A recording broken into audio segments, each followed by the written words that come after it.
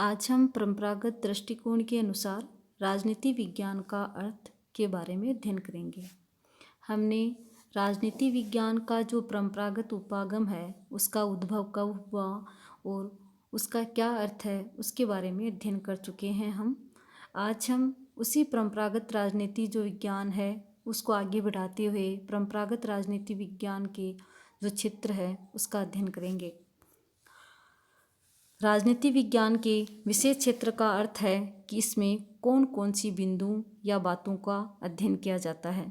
जिस प्रकार राजनीति विज्ञान की परिभाषा को लेकर परंपरावादी राजनीति जो विद्वान हैं उनमें मतभेद रहा है, इसी प्रकार इसके विशेष क्षेत्र को लेकर के भी जो विभिन्न राजनीतिक जो विचारक हैं उनमें मतभेद रहा है। गार्नर ने राजनीति विज्ञान का विशेष क्षेत्र राज्य माना है, तो दूसरी ओर सीले एवं लिकोक ने इसका विशेष क्षेत्र सरकार को स्वीकार किया है। वहीं गिलक्राइट्स ने राजनीति विज्ञान में राज्य एवं सरकार दोनों के अध्ययन को शामिल किया है और विलोबी जैसे जो विद्वान हैं उन्होंने राजनीति विज्ञान के अध्ययन में राज्य सरकार के अतिरिक्त कानून को भी स्वीकार किया है। हम ये देखते हैं कि परंपरागत दृष्टिकोण के जो विद्वान हैं उन्होंने राजनीति विज्ञान का जो अर्थ है वो भी अपने अपने ढंग से लिया है। वहीं वे जो राजनीति विज्ञान का विशेष क्षेत्र है इसको लेकर के भी उनमें मतभेद रहा है, जैसे कि मैंने आपको पहले बताया है। सितंबर 1948 को यूएनओ की एक प्रमुख संस्था यूनेस्को अर्थात संयुक्त राष्ट्र संघीय शैक्षणिक वैज्ञानिक तथा सांस्कृतिक संगठन, इसके तत्वाधान में एक सम्मेलन आयोजित किया गया जिसमें विश्व के प्रमुख जो राजनीतिज्ञ शास्त्री थे उन्होंने भाग लिया और राजनीति विज्ञान के जो विशेष क्षेत्र है उस पर इन्होंने चर्चा की और ये तय किया कि जो परंपरागत जो राजनीति विज्ञान है उसका विशेष क्षेत्र क्या होना चाहिए। तो यूनेस्को में जो सम्मेलन हुआ था उसमें परंपरागत जो राजनीति विज्ञान है इसके विशेष क्षेत्र में मुख्य रूप से निम्नलिखित तत्वों को शामिल किया गया था, जैसे राजनीतिक सिद्धांत का अध्ययन करना जरूरी है, राजनीतिक संस्थाएं जिनमें संविधान, राष्ट्रीय, प्रादेशिक, स्थानीय सरकारों का तुलनात्मक अध्ययन जरूरी है, राजनीतिक दल, दबाव समूह, लोकमत, राजनीतिक सहभागिता का अध्ययन भी जरूरी है, अंतर्राष्ट्रीय संबंधों में अंतर्राष्ट्रीय राजनीति, अंतर्राष्ट्रीय कानून, अंतर्राष्ट्रीय संगठन, इनका अध्ययन करना जरूरी है। इस प्रकार विभिन्न परंपरागत राजनीतिक विद्वान तथा यूनेस्को के 1948 के सम्मेलन में जो विशेष क्षेत्र निर्धारित किए गए थे उनको हम विस्तार से अध्ययन करेंगे। तो हम ये कह सकते हैं कि जो परंपरागत राजनीति जो विज्ञान है इसके विशेष क्षेत्र को लेकर के भी विभिन्न विद्वानों में मतभेद रहा, लेकिन जो यूनेस्को का जो सम्मेलन हुआ था जिसमें विभिन्न जो राजनीति शास्त्री थे उन्होंने भाग लिया, तो उन्होंने कुछ नॉर्म्स निर्धारित किए कि जो परंपरागत राजनीति विज्ञान है उसमें किन किन क्षेत्रों को शामिल किया जा सकता है। सबसे पहले हम बात करते हैं मनुष्य का अध्ययन।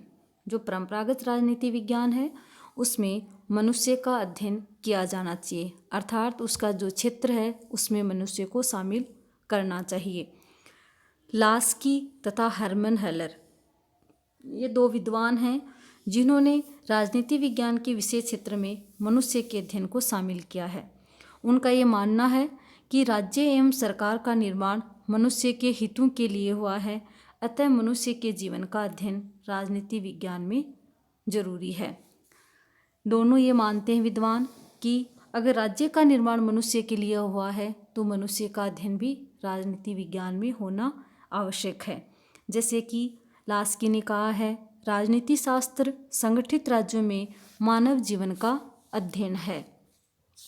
तो लास्की और हर्मन हेलर हैं, इन्होंने राजनीति विज्ञान में मानव अध्ययन को शामिल किया है और उनका ये मानना है कि मनुष्य अधिकारों को राज्य से प्राप्त करता है, अतः उसके राज्य के प्रति कुछ कर्तव्य भी बनते हैं जिनका अध्ययन भी राजनीति विज्ञान में किया जाना चाहिए।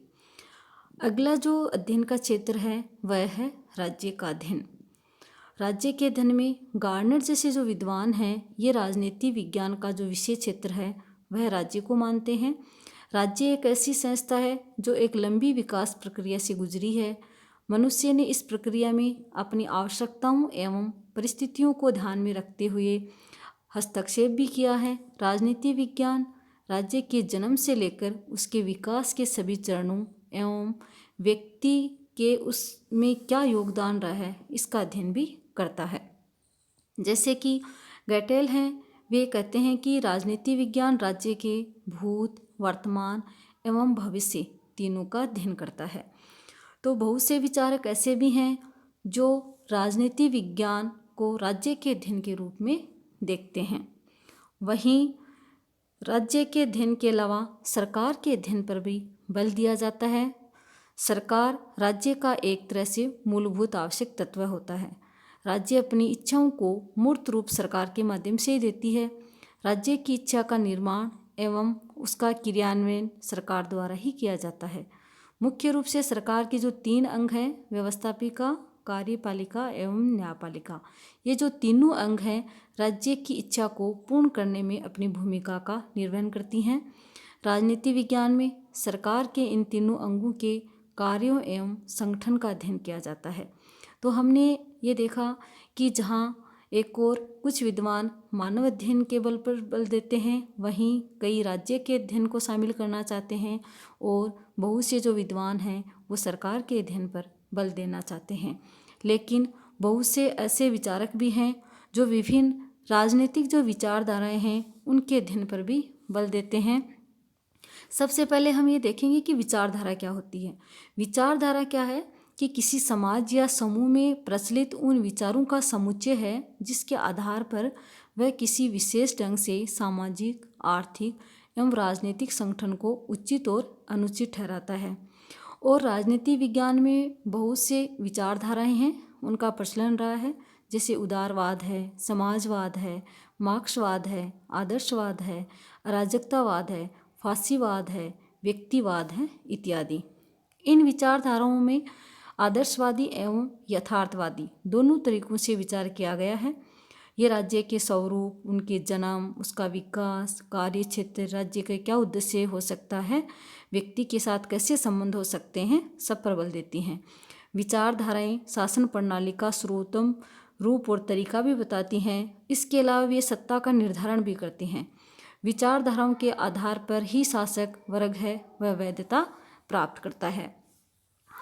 इसके अलावा भी बहुत से विद्वान हैं जिन्होंने राजनीति विज्ञान में प्रादेशिक, राष्ट्रीय एवं अंतर्राष्ट्रीय जो समस्याएं हैं उनके अध्ययन पर भी बल दिया है। जैसे कि स्थानीय स्तर पर क्या क्या समस्याएं हो सकती हैं, तो उसके निदान के लिए एक तरह से स्वशासन पर बल दिया जाता है।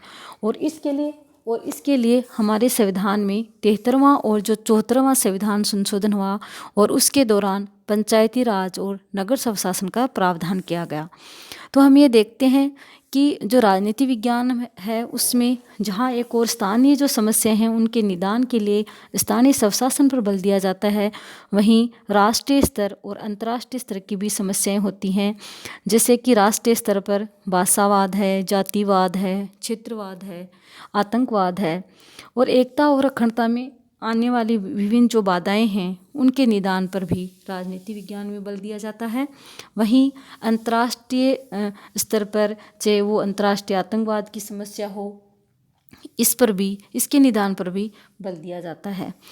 और जो परंपरागत राजनीति विज्ञान है इसके विषय क्षेत्र में राजनीतिक दल, दबाव समूह और हित समूह के अध्ययन पर भी बल दिया जाता है, क्योंकि शासन के संचालन के लिए राजनीतिक दलों का होना आवश्यक है।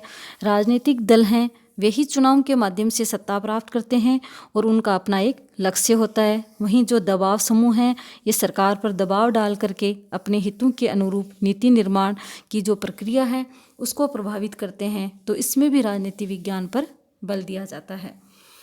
और विधि के अध्ययन पर भी बल दिया जाता है। विधि जो कि राज्य के लिए ज़रूरी है, चूँकि राजनीति विज्ञान में सरकार का अध्ययन किया जाता है और सरकार की आत्मा विधि को माना जाता है। सरकार अपनी इच्छा की अभिव्यक्ति है वो विधि के माध्यम से ही करती है। इसके अलावा विभिन्न जो शासन प्रणालियां हैं उनका अध्ययन भी राजनीति विज्ञान में किया जाता है। शासन जो प्रणालियां हैं उनका एक तरह से तुलनात्मक अध्ययन किया जाता है कि कौन सी शासन प्रणाली अच्छी है और कौन सी शासन प्रणाली है वो जनता के हित के लिए नहीं है। इसके साथ साथ राजनीतिक दर्शन का भी अध्ययन किया जाता है परंपरागत राजनीति विज्ञान में, जिसमें राजनीतिक जो दर्शन है इसमें मूलतः राजनीति विज्ञान की आदर्शवादी जो पद्धति है उसके अध्ययन पर बल दिया जाता है। तो हमने ये देखा कि जो परंपरागत जो राजनीति विज्ञान है इसके विशेष क्षेत्र को लेकर जो विद्वान हैं उनमें मतभेद रहा है, लेकिन जो यूनेस्को का जो सम्मेलन हुआ 1948 में, उसमें जो विभिन्न राजनीति शास्त्री हैं उन्होंने कुछ नॉर्म्स तय किए, जिसमें ये तय किया गया कि जब भी राजनीति विज्ञान के विशेष क्षेत्र की बात आएगी तो उसमें मनुष्य का अध्ययन किया जाएगा, राज्य का किया जाएगा और इसके साथ साथ सरकार का किया जाएगा, विभिन्न जो विचारधाराएं हैं उनका अध्ययन किया जाएगा और प्रादेशिक, राष्ट्रीय और अंतर्राष्ट्रीय जो समस्याएं हैं उनका अध्ययन किया जाएगा। और इसके अलावा सरकार को संचालित करने के लिए जो राजनीतिक दल हैं उनका भी अध्ययन किया जाएगा। दलों के साथ साथ दबाव समूह का अध्ययन किया जाएगा, कानून का अध्ययन किया जाएगा और विभिन्न जो शासन प्रणालियां हैं उनका भी तुलनात्मक अध्ययन किया जाएगा। तो यह है परंपरागत जो राजनीति विज्ञान है उसका विशेष क्षेत्र।